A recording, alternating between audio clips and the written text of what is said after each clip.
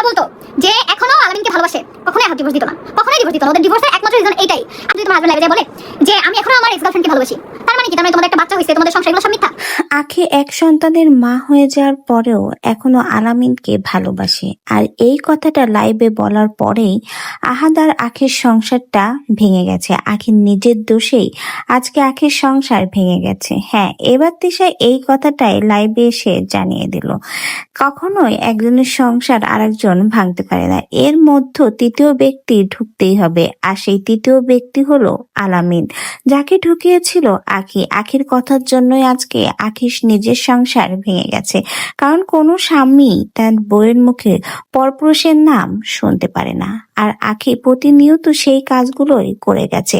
আহাদের স্ত্রী থাকা সত্ত্বেও সে প্রতিনিয়ত লাইভে যেয়ে সে বলে গেছে সে স্টিল নাও এখনো আলামিনকেই ভালোবাসে, আর এই কথাটাই যেন কাল হয়ে দাঁড়ালো আখির জন্য। আখির এই কথাটাই যেন মেনে নিতে পারেনি আহাদ, যেখানে আখি এবং আহাদের সংসারে একটা সন্তান আছে। এক সন্তান হয়ে যাওয়ার পরেও যখন আখি তার নিজ মুখ দিয়ে বলতে পারে সে আলামিনকে ভালোবাসে, তখন কোনো হাজবেন্ডই সেটা মেনে নিতে পারবে না।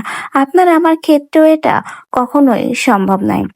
আপনার স্বামীও যদি কখনো রাগের মাথায় বলে সে আপনাকে ভালোবাসে না, তার এক্স কে ভালোবাসে, এবং আপনাদের সংসারে একটা সুন্দর সন্তান রয়েছে, তাহলে আপনার মনেও কিন্তু অভিমান জন্মাবে।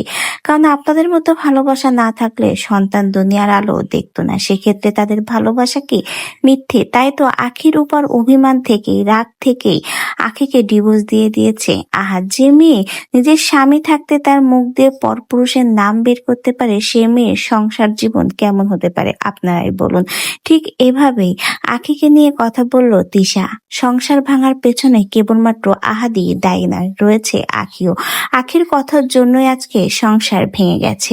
তো ভিউয়ার্স, অবশ্যই কিন্তু তিশা জানিয়েছে এতদিন যে আহাদের জন্য সংসার ভেঙে গেছে, এই ঢোল পিটিয়ে বেরিয়েছে আখি, সেটা সম্পূর্ণই ভুয়া এবং মিথ্যা। কারণ আহাদের একার দোষে কখনোই সংসার ভাঙেনি, আহাদ এবং আখি দুজনের দোষেই সংসার ভেঙেছে। বিশেষ করে আখির কথার জন্য সে নাকি বিয়ের পরেও স্বামী থাকার সত্ত্বেও, সন্তান হওয়ার সত্ত্বেও তার এক্স বয়ফ্রেন্ড আলামিনকে ভালোবাসে, আর এই কথাটাই হজম করতে পারেনি আহাদ।